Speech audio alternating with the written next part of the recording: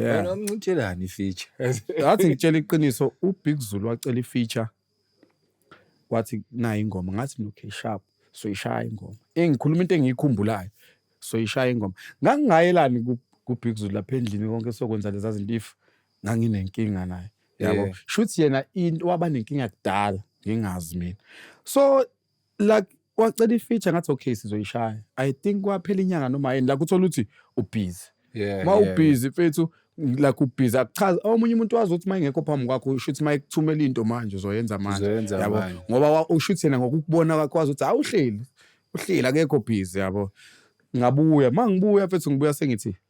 Zulu le ngoma ngiyoyishaya ke namhlanje washo yena wathi hayi khulileka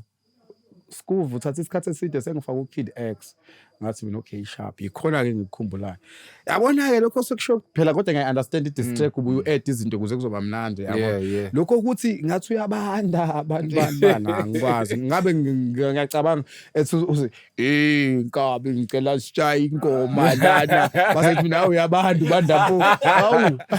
ngabe nginesibindi so kumina nami kwakukusha kumina so but mase sengiyibuka ngathi ngiyibuka so shuthi uZulu yami lento yami offender wabona ngathi kushuthi yabo but nje ngikhuluma iqiniso hayi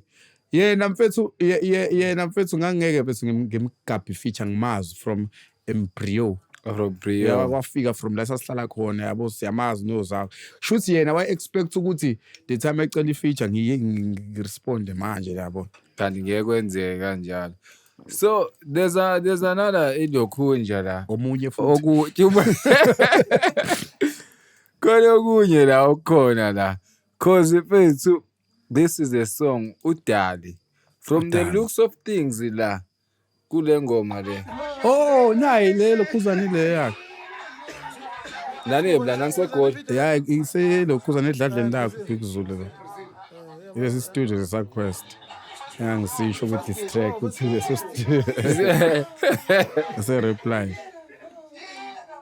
sijabulile mfethu yonke into it was before after this la before this phela ngithi lethe dengisho ukuthi ngangingaya kanjani ngize la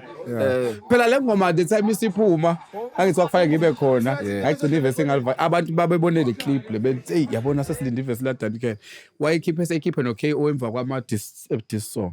usushayela ivesi angizange lishaye ivesi yagcina la kanje ngangisazo into engisoyirecord yabo ngaphuma nje le clip abantu sebethi no siyilindile le ngoma but wathi seyikhipha emva kwama dis track eseyikhipha no KO yabo but nalokho akuyona inkinga vele